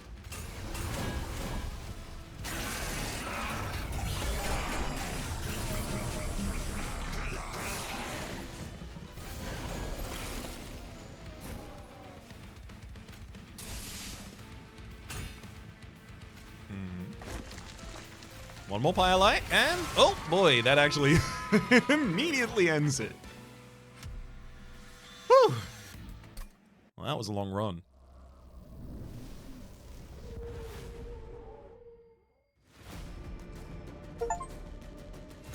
Forged in Fire. Win a run with all Covenants enabled on the rail. Sorry, was that Covenant 10? Oh! I have to tell you, at the very start of this episode, I was like, why am I losing in the first run? I don't understand. It's on Covenant 0, because Covenant 1, actually, because that's what I need to do. Of course, I didn't realize I've got Vengeful Shards in hand. Of course, it's not Covenant 1. Right. I'd forgotten for a second that it's not like Slay the Spire, where when you unlock a new character, you have to go all the way down to Covenant 0 to start playing with them. Did forget about that. Juggernaut has been unlocked, an X-cost rare unit. 3 size, on summon, gain 20x damage and 20x health. Sick. And then the Broken Rail. Whenever you forge a unit or equipment, grant +2 health for each forge point spent. Ooh, and another level up. We immediately get Metallurgy. A common card, so we're going to see this a lot of the time. Smelt, a card in hand. Okay, never mind. Smelt is not the keyword for when you play a unit or an equipment and it triggers Forge. It is instead a unique keyword that has appeared for the very first time here on Metallurgy. Consume a card in hand. Gain energy and Forge points equal to its base energy cost. Okay. Yeah, I mean, you know, if you're looking at this for the sake of its value in you know, the smelting, it's fine. But smelt itself is extremely valuable because you play this once or twice and you've started to seriously thin down your deck by the second cycle while gaining the energy to play the rest of the cards in hand. Of course, then eventually, if you've got too many cards in your deck that have smelt on them, every single card wants to burn another card. That's actually really cool. I have a lot of respect for things that allow you to manage your deck over the course of a run. Card frame unlocked. For what? Hell yeah, though. And of course, we're back to gilding cards. Hell yeah, it's been so long since I have gilded. Beautiful. It's so beautiful. Also have some new personal records we're capable of setting.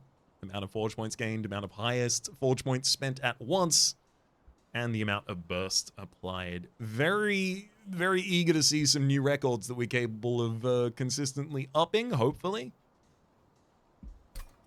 That worked out, I think, really damn well. These steel stewards just standing at the front of the line really put in huge work, but also, so did the Eel Gorgon.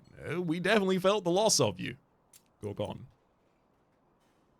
This is a really enjoyable clan. I obviously don't have too many in-depth thoughts about the clan until I play it a lot more, but I am enjoying it. And in the next episode, we'll get to enjoy the Worm Kid. But until then, my name has been Rhapsody. The name of the game has been Monster Train 2, specifically the Destinies of the Railforged update. Hopefully you've been enjoying yourselves. Top left is a series playlist for all my content for the game past, present, and future, and YouTube recommendations down below. Streaming past, a special thanks to Nick's Starfield. Hopefully you'll have been enjoying yourselves, and hopefully we'll see you all next time.